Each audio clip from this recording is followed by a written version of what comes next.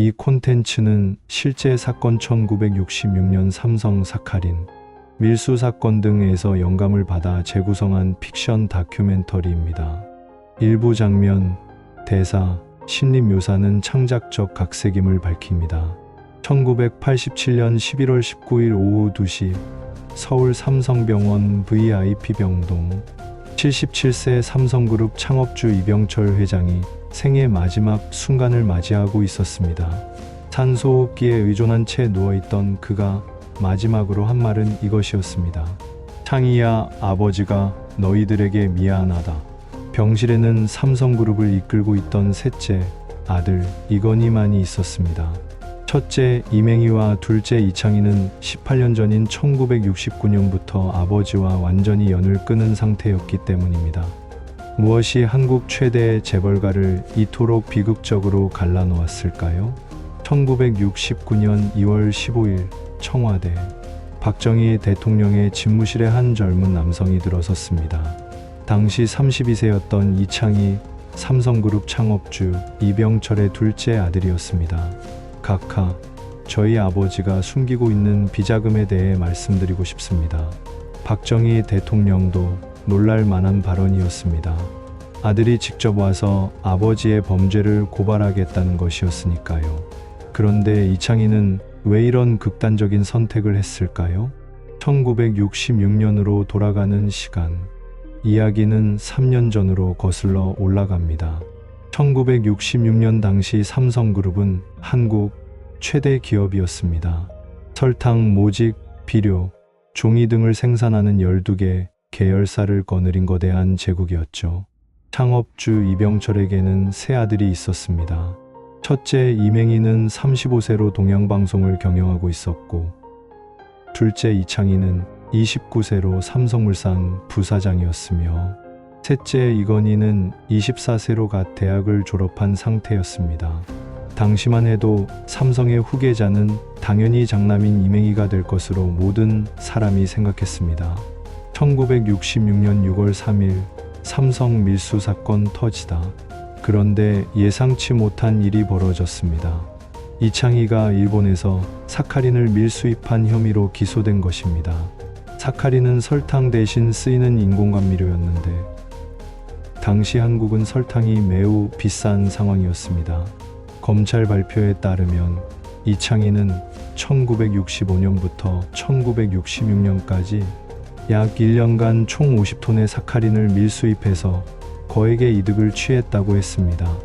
이번 사건으로 삼성그룹이 얻은 부당이득은 약 3억 원에 달한다고 검찰이 발표했습니다. 당시 3억 원이면 현재 가치로 약 300억 원에 해당하는 거액이었습니다. 사건이 터지자 이병철 회장은 즉시 아들을 변호하기 위해 나섰습니다. 우리 창희가 그런 일을 했을 리 없다. 누군가 모함하는 것이다. 하지만 증거는 명확했습니다. 이창희의 지시로 삼성물산이 가짜 서류를 만들어 사카린을 들여온 것이 드러났기 때문입니다. 여러분이라면 이 상황에서 아버지로서 어떻게 했을까요? 1966년 8월 삼성그룹 위기. 사카린 밀수 사건이 터지자 삼성그룹 전체가 위기에 빠졌습니다. 정부는 삼성에 대한 각종 혜택을 중단했고 은행들은 대출을 회수하기 시작했습니다. 더 큰 문제는 여론이었습니다. 재벌이 법을 어기고도 처벌받지 않는다는 비판이 쏟아졌습니다. 박정희 정부로서도 재벌에 대한 강력한 조치를 보여줘야 하는 상황이었습니다. 결국 이병철 회장은 고민 끝에 중대한 결정을 내렸습니다. 둘째 아들 이창희를 삼성그룹에서 완전히 배제하기로 한 것입니다. 1966년 9월 15일 이창희는 삼성물산 부사장직에서 해임되었습니다. 그리고 이병철 회장은 공식적으로 발표했습니다. 이창희는 이제 삼성그룹과 아무런 관계가 없다. 1967년 장남 이맹희의 실패. 이창희가 축출된 후 자연스럽게 장남 이맹희가 삼성그룹의 후계자로 부상했습니다. 이병철 회장은 1967년 1월 이맹희를 삼성그룹 부회장으로 임명했습니다. 하지만 이맹희는 경영에 전혀 재능이 없었습니다. 그는 사업보다는 정치와 언론에 더 관심이 많았습니다. 동양방송을 통해 정치에 개입하려 했고, 실제 사업 운영은 전문 경영인들에게 맡겨둔 채 자신은 거의 관여하지 않았습니다. 1967년 한 해 동안 삼성그룹의 매출은 전년 대비 15% 감소했습니다. 이는 당시 한국 경제가 연 10% 이상 성장하던 시기에 매우 이례적인 일이었습니다. 1968년 상황은 더욱 악화되었습니다. 삼성물산의 주력 사업이었던 설탕 사업에서 대규모 손실이 발생했고, 제일모직도 적자를 기록했습니다. 이병철 회장은 점점 초조해졌습니다. 이대로 가다가는 자신이 평생 일구어 놓은 삼성그룹이 무너질 수도 있다는 위기감을 느꼈기 때문입니다. 1968년 12월 폭탄 선언. 결국 이병철 회장은 1968년 12월 또 다른 중대한 결정을 내렸습니다. 장남 이맹희도 후계자에서 제외하기로 한 것입니다. 맹희는 경영자로서의 자질이 부족하다. 삼성의 미래를 맡길 수 없다. 이병철 회장은 대신 막내 아들 이건희를 후계자로 지명했습니다. 당시 이건희는 겨우 26세였습니다. 하지만 이병철 회장은 셋째 아들에게서 경영자로서의 가능성을 보았습니다. 1969년 1월 15일, 이건희는 삼성그룹 부회장으로 임명되었습니다. 1969년 2월, 둘째 아들의 복수. 그런데 이때 예상치 못한 일이 벌어졌습니다. 그동안 조용히 지내던 둘째 이창희가 갑자기 움직이기 시작한 것입니다. 이창희는 1966년 사카린 사건으로 삼성에서 쫓겨난 후 3년간 분노를 키워왔습니다. 자신이 아버지를 위해 일하다가 사고가 난 것인데, 아버지가 자신을 버렸다는 배신감에 사로잡혀 있었습니다. 특히 막내 이건희가 후계자로 지명되자 이창희의 분노는 극에 달했습니다. 내가 형보다도 능력이 뛰어난데 왜 나만 제외하는 거야? 나이 어린 동생을 후계자로 만드는 것도 모자라서. 이창희는 복수를 계획하기 시작했습니다. 그리고 그 복수의 수단은 아버지의 치명적인 약점을 폭로하는 것이었습니다. 여러분은 가족에게 이렇게 배신당한다면 어떻게 하겠습니까? 1969년 2월 15일 청와대에서의 폭탄 고발. 이창희가 박정희 대통령을 만나 폭로한 내용은 충격적이었습니다. 아버지가 1960년대 초부터 정치자금 명목으로 거액의 비자금을 조성했습니다. 그 규모가 약 50억 원에 달합니다. 당시 50억 원은 현재 가치로 약 5천억 원에 해당하는 천문학적인 금액이었습니다. 더 충격적인 것은 그 돈의 출처였습니다. 아버지는 정부로부터 받은 각종 특혜와 보조금을 빼돌려서 비자금을 만들었습니다. 그리고 그 돈으로 정치인들에게 로비를 했습니다. 이창희는 심지어 구체적인 증거까지 제시했습니다. 비자금 조성 과정을 기록한 장부와 정치인들에게 건넨 돈의 명세서까지 가져온 것입니다. 박정희 대통령은 크게 분노했습니다. 자신이 믿고 지원해준 기업가가 뒤에서 이런 일을 하고 있었다는 사실에 배신감을 느꼈기 때문입니다. 1969년 3월 삼성그룹 대위기. 청와대에서의 고발 이후 삼성그룹에는 전례 없는 위기가 닥쳤습니다. 박정희 정부는 즉시 삼성에 대한 전면적인 수사를 지시했습니다. 국세청, 검찰, 중앙정보부가 동시에 움직였습니다.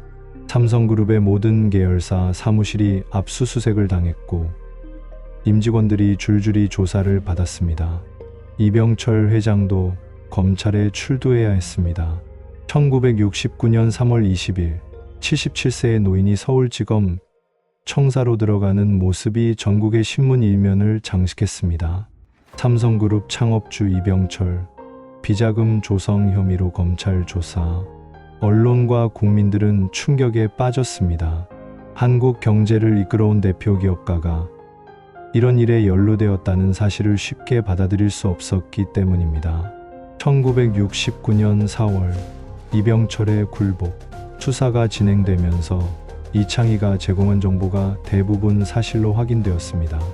이병철 회장은 더 이상 버틸 수 없는 상황에 몰렸습니다. 1969년 4월 10일 이병철 회장은 기자회견을 열고 모든 것을 인정했습니다. 제가 경영하는 과정에서 부적절한 일들이 있었습니다. 국민 여러분께 깊이 사과드립니다. 하지만 더 중요한 발표가 뒤따랐습니다. 저는 이 책임을 지고 삼성그룹 회장직에서 물러나겠습니다. 그리고 제가 소유한 삼성 주식의 상당 부분을 국가에 헌납하겠습니다. 이는 사실상 삼성그룹의 해체를 의미하는 것이었습니다. 1969년 5월 예상치 못한 반전. 그런데 이때 예상치 못한 반전이 일어났습니다. 박정희 대통령이 갑자기 태도를 바꾼 것입니다. 정부 관계자들이 박정희 대통령에게 보고했습니다. 각하, 삼성그룹이 해체되면 우리나라 경제에 미치는 파장이 너무 클 것 같습니다. 삼성 계열사들이 망하면 실업자가 수만 명 발생할 수 있습니다. 박정희 대통령은 고민에 빠졌습니다. 이병철을 처벌해야 한다는 원칙과 경제적 현실 사이에서 선택해야 했기 때문입니다. 결국 박정희 대통령은 실용적인 판단을 내렸습니다. 이병철의 잘못은 분명하지만 삼성그룹 자체를 무너뜨릴 수는 없다. 대신 확실한 변화를 보여줘야 한다. 1969년 6월 조건부 사면. 박정희 대통령은 이병철 회장에게 조건부 사면을 제시했습니다. 첫째, 이병철은 삼성그룹 경영에서 완전히 손을 떼고 명예회장으로만 남는다. 둘째, 실질적인 경영권은 셋째 아들 이건희에게 완전히 넘긴다. 셋째, 첫째와 둘째 아들은 영구히 삼성그룹에서 배제한다. 넷째, 비자금으로 조성한 돈은 모두 국가에 납부한다. 이병철 회장은 이 조건들을 모두 받아들였습니다. 삼성그룹을 완전히 잃는 것보다는 차라리 아들에게라도 넘기는 것이 낫다고 판단했기 때문입니다. 1969년 7월 1일 새로운 삼성의 출발. 1969년 7월 1일 27세의 이건희가 삼성그룹 회장으로 공식 취임했습니다. 한국 재벌사상 최연소 회장의 탄생이었습니다. 하지만 이건희가 물려받은 것은 영광만이 아니었습니다. 비자금 사건으로 실추된 신뢰, 정부와의 불편한 관계, 그리고 무엇보다 형들과의 돌이킬 수 없는 갈등이었습니다. 첫째 이맹희와 둘째 이창희는 그날부터 아버지 및 동생과 완전히 연을 끊었습니다. 우리는 이제 이병철의 아들이 아니다. 이맹희가 한 말입니다. 삼성이 망하는 것을 지켜볼 것이다. 이창희가 한 말입니다. 1970년대 갈라진 가족. 그 후 18년간 이 가족은 완전히 갈라진 채로 살았습니다.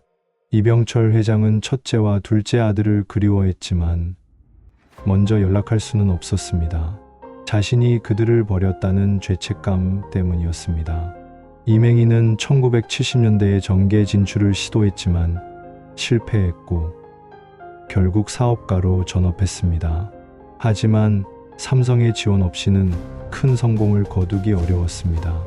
이창희는 더욱 비극적이었습니다.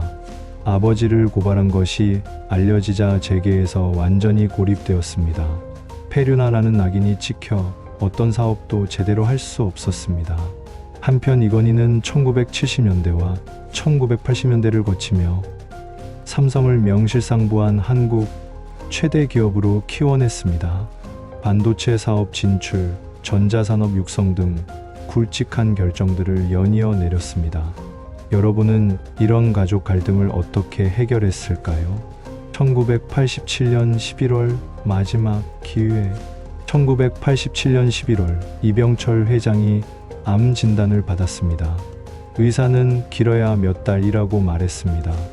이병철 회장은 마지막으로 첫째와 둘째 아들을 만나고 싶어 했습니다. 하지만 18년간의 세월은 너무 길었습니다. 이건희가 형들에게 연락을 시도했지만 두 사람 모두 거절했습니다. 지금 와서 무슨 소용이냐. 우리는 이미 죽은 사람들이다. 이맹희의 대답이었습니다.